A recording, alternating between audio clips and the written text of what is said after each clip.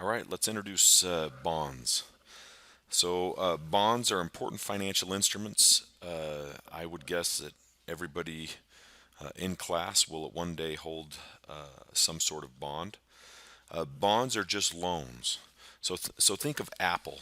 So Apple's a $1 trillion company, and let's say Apple wants to raise another $100 million of debt.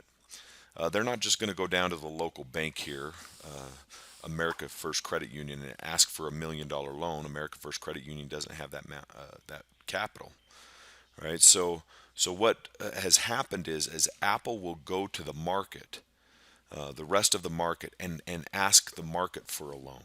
And in this way, they're able to raise debt capital. Now, it's important to understand that when Apple raises debt capital, Apple has to state what the terms of the loan are, okay?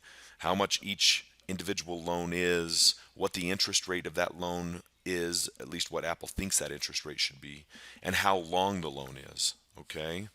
So how this works in practice, here's a picture, an old picture of a company called Redding Company. This is the principal amount of the loan. It's $1,000, and then you see here there are 20 coupons. And so this bond was a 20-year bond, and every year when you bought this bond, you'd pay a price for it, something close to 1,000. It didn't have to be exactly 1,000. I'll explain that later. But you'd buy this bond, and there's 20 coupons, and every year for the next 20 years, you'd tear off a coupon, you'd mail it into the company, and the company would mail you a check for that coupon. So these coupons were the stated interest rate. That is, Redding Company would come to the market. They say, we want to issue a whole bunch of these $1,000 bonds. We believe that our interest rate is 6%. Okay?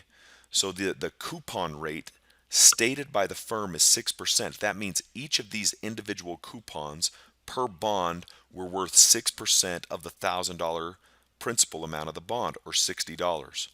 So if you owned one of these Redding Company bonds, you would tear off this coupon every year for the next 20 years and mail it into the company, and the company would mail you a check for $60. And you would do that for 20 years. And then the very last coupon you had, you would mail in the coupon along with the face value, and Redding Company would pay you the very last coupon, 6% of the $1,000 principal amount of the bond, as well as the $1,000 principal amount, which we call the face value. Okay? So let me specify this a little bit quicker. The Redding Company would state the principal amount of the bond, which we call the face value or the par value. They would state the coupon rate. The coupon rate is the stated interest rate from the firm's perspective. They think they're about 6% risky. Therefore, the coupon rate is 6%, and each coupon is worth $60 per year. They would also state the length of the loan. Here, there were 20 coupons, so this was a 20-year bond. Okay, so hopefully that makes sense.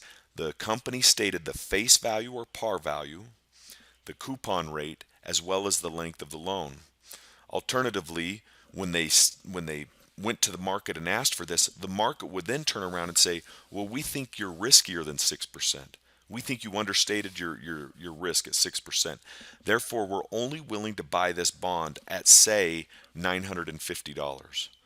Therefore, the bond holder would pay $950 to receive $60 every year for the next 20 years, as well as a $1,000 face value when the bond matured. Okay, and so the market determined the price of these bonds, and subsequently, when the market determines the price, the interest rate that Redding Company pays to the market actually changes. Okay, let me explain. So the price of a bond looks something like this. All right. In finance, the price of any asset is equal to the present value. You can see this is the present value formula for the coupon. That's a single coupon in some time period t divided by 1 plus r raised to the power t. That's the a present value of each coupon. We're going to take that present value. We're going to sum across all of those coupons, and we're also going to take the present value of the face value of the bond. And this is going to determine the bond's price, or this is what's going to approximate what we believe the market thinks the bond is worth. So if the market is only willing to pay $950 for this Redding Company bond, then notice The coupon rate was 6% specified by Redding. The face value was 1,000 specified by Redding. And capital T, the years to maturity, was 20 specified by Redding. The market therefore determines the price of the bond. And notice that the price of the bond is over here on the left-hand side. And this interest rate, this actual interest rate R, is over here in the denominator. R is what we call the yield to maturity. Okay? So the market determines the price of the bond, and subsequently we can back out what the actual interest rate is that the company has to pay the market when getting these loans. So let me review some vernacular here. So bonds are generally $1,000 loans offered by firms or government to the market. Okay, the principal amount of these loans are generally $1,000, and they're called face value or the par value of the bond. And now the firm approaches the market, they state an interest rate, we call that the coupon rate, and they state the length of the loan, we call that the maturity of the loan, of the bond. Okay? But it's the market that decides whether or not the coupon reflects the risk of the bond. Okay? If the market believes the bond is riskier than the stated coupon, then the price of this bond will be less than $1,000. Okay? So if you read this here, if the market believes the bond is riskier than the stated coupon rate, then the market will price the bond below par value. This is called the bond is priced at a discount. And the actual interest rate, which is called the yield to maturity, will be higher than the coupon rate stated by the firm. Likewise, if the market believes the bond is less risky than the stated coupon rate, then the market will price the bond at a premium above $1,000, and the yield to maturity will be less than the coupon rate. Okay, so I think that's important to understand. Notice something else, that as actual interest rates, these yields to maturity in the denominator on the right hand side go up, then on the left hand side this bond price has to go down. So there's an inverse relationship between interest rates in the economy, yields to maturity, and bond prices. All right, I think that's important. Let's look at some stuff here. This will be fun. Let's see. Let's go to FINRA is the financial regulatory authority that helps with bonds. Let me see if I can find the most active corporate bonds. Actually, maybe what I'll do here is let me just go to my Fidelity account. I'm going to click over here in investment projects and click on fixed income here, and I can look at individual bonds. Okay, if I scroll down, I can look at individual bonds. So you can see there's actual funds or bond ETFs. So I can actually buy a basket of it's basically a fund, and that I give my money to the fund manager, and that fund manager buys the bonds for me. So I can either buy bond funds, bond mutual funds, or bond ETFs. But let's look at some individual bonds and talk about this for a second. So if I scroll down here, there's different types of bonds. There's U.S. Treasury bonds. Those are bonds issued by the United States government. There's other agency bonds, which are issued by other government entities, government-sponsored enterprises. There's municipal bonds. These are called muni bonds. They're issued by states or cities or counties or schools for the construction of schools, universities. Sometimes the university you go to will issue a bond. Then there's corporate bonds. These are bonds issued by companies. All right. So understand the difference here. So municipal bonds are bonds issued by local governments. There's actually a tax break to these municipal bonds. So the interest payment, the coupons that you receive from these municipal bonds are not taxed or tax-free at the government level, at the U.S. federal government level, right? And some of these municipal bonds in certain states actually receive tax benefits at the state level as well. Okay, so there's some tax benefits for being willing to buy these municipal bonds. No such luck for these corporate bonds. Let's click on here. Okay, and we can find some corporate bonds. So in Fidelity, again, this is going to be different for whatever online brokerage you use. Looks like there are 7,406 different bonds that Fidelity is selling right now.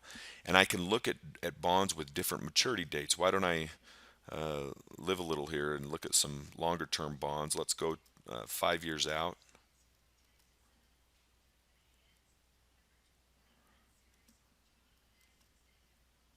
Okay.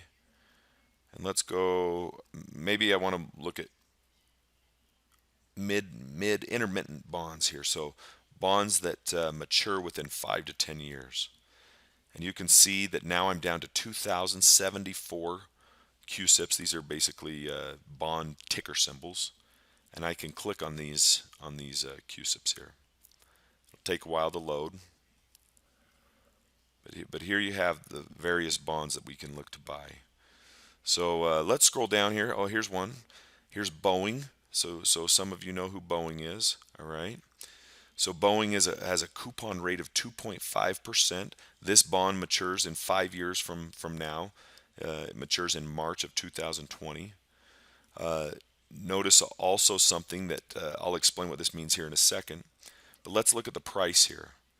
So it looks like, again, Boeing stated this coupon rate when the bond was first put out there. Almost all corporate bonds have a face value of 1,000. So the corporate bond of Boeing has a face value of 1,000. The coupon rate is specified at 2.5%, and the maturity date is specified at March 2025. Okay. So notice here that the market is willing to price this bond here at 96.21. That is 96.21% of face value, which if I were to click this bond,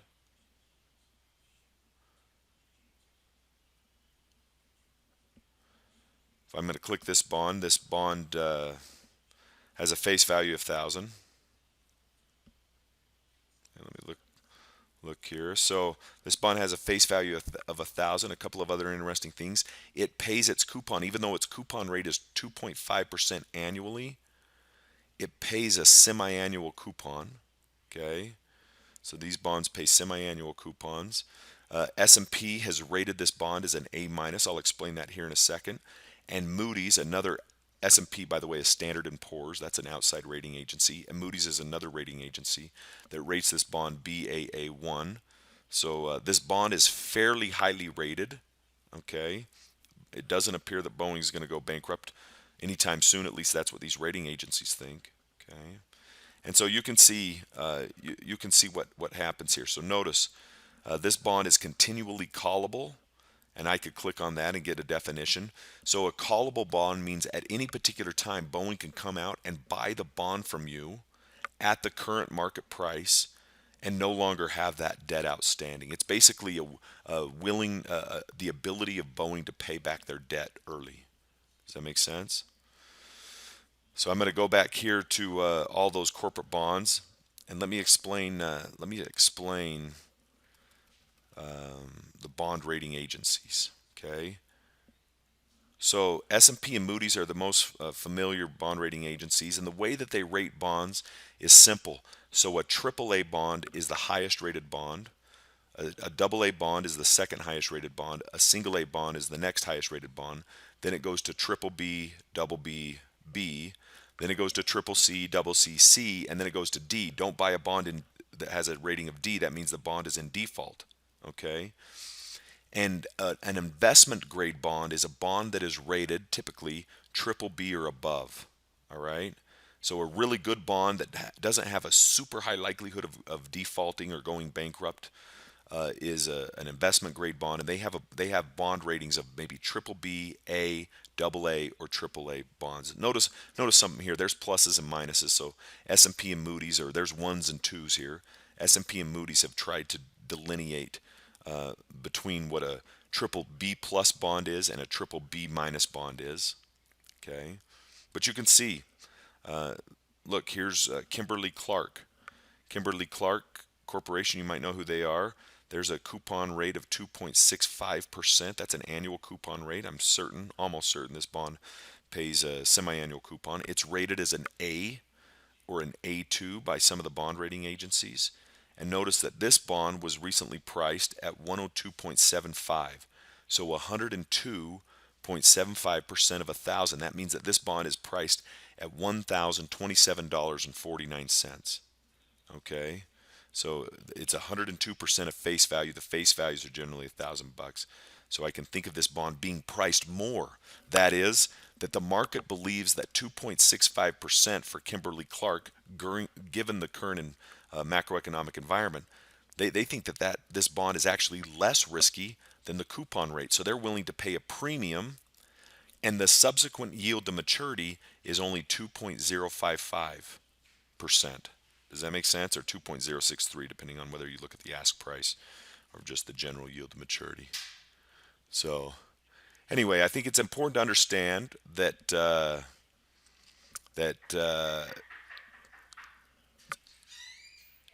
it's important to understand that the market will price these bonds differently than what the firm states. Okay, so hopefully this gives you an understanding, an introduction of how what the bonds are. I think bonds are always a good part of your portfolio, right? So as you get closer to retirement, you might have a whole bunch of your wealth in stocks or mutual funds or ETFs. And as you get closer to retirement, bonds are less risky, right? The bondholder stands in front of the stockholder uh, in the case that the firm defaults. If the firm defaults or goes bankrupt, the assets are liquidated, and it's the bondholders that are paid first, the stockholders that are paid second, and therefore it's less risky to own bonds. Bond prices are less volatile than stock prices. And so as you get closer to retirement, you're probably going to pull your money out of the stock market and put it into the bond market. I anticipate that many of you will own bonds at one point in your life.